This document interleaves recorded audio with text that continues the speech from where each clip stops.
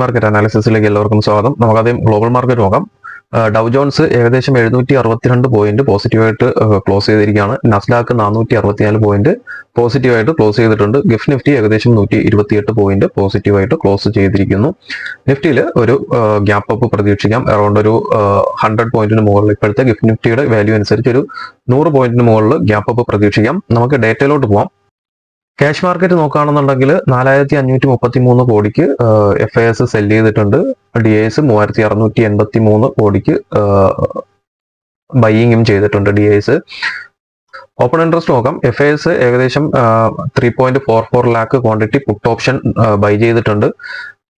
Call option നോക്കുകയാണെന്നുണ്ടെങ്കിൽ 26,723 ചെറിയ ക്വാണ്ടിറ്റിയാണ്. FIS puttu option ആണ് കൂടുതൽ ബൈ ചെയ്തിരിക്കുന്നത്. പ്രോ നോക്കുകയാണെന്നുണ്ടെങ്കിൽ ഏകദേശം 5 ലാക്കിനനുസരിച്ച് അടുത്ത് 4.97 lakh quantity call option selling ആണ്. ക്ലൈന്റ് ഏകദേശം 4.7 ലാക്ക് 4.8 ലാക്ക് ഈക്വൽ ആണ് രണ്ടും. കോൾ ഓപ്ഷൻ ബൈയിങ്ങും പുട്ട് ഓപ്ഷൻ സെല്ലിങ്ങും ആണ്. ഗ്യാപ്പ് അപ്പ് കിട്ടുകയാണെന്നുണ്ടെങ്കിലും നിഫ്റ്റി വലിയൊരു ഗ്യാപ്പ് അപ്പ് കിട്ടുകയാണെന്നുണ്ടെങ്കിലും മിക്കവാറും താഴോട്ട് വരാനുള്ള സാധ്യതയുണ്ട്. നമുക്ക് ലെവൽസ് കൂടെ നോക്കാം. നിഫ്റ്റിയിൽ നമ്മുടെ supply and demand zone price action അനുസരിച്ചുള്ള സോൺ നോക്കുകയാണെന്നുണ്ടെങ്കിൽ ഏകദേശം 75 മിനിറ്റ്സിന്റെ ഒരു സോൺ വരുന്നത്, സപ്ലൈ സോൺ വരുന്നത് ഏകദേശം 23,398 തൊട്ട് 24,454 വരെയാണ് 75 മിനിറ്റ്സിന്റെ ഒരു സ്ട്രോങ് സപ്ലൈ സോൺ വരുന്നത്. ഗ്യാപ്പ് ഫില്ലിംഗ് കഴിഞ്ഞിട്ടായിരിക്കും വരുന്നത്. ഏകദേശം അവിടെ ഒരു ഗ്യാപ്പ് ഉണ്ട്.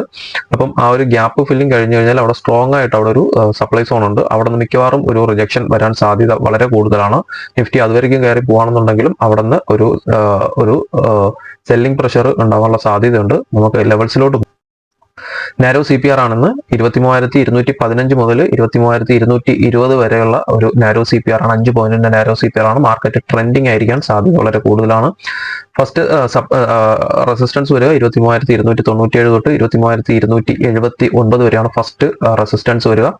മാർക്കറ്റ് മിക്കവാറും നിഫ്റ്റി ഇതിന് മുകളിലൊരു ഗ്യാപ്പ് അപ്പിനായിരിക്കും സാധ്യത കൂടുതൽ. രണ്ടാമത്തെ റെസിസ്റ്റൻസ് വരിക 23,374 മുതൽ 23,355 വരേക്കും. ഇതിനിടയ്ക്കാണ് ഒരു ഓപ്പണിംഗ് വരുന്നതെങ്കിൽ ഫസ്റ്റ് റെസിസ്റ്റൻസ് ആയിട്ടുള്ള 23,374 നോക്കുക. അത് ബ്രേക്ക്ഔട്ട് കിട്ടുകയാണെങ്കിൽ മാത്രം മുകളിലോട്ട് നോക്കുക.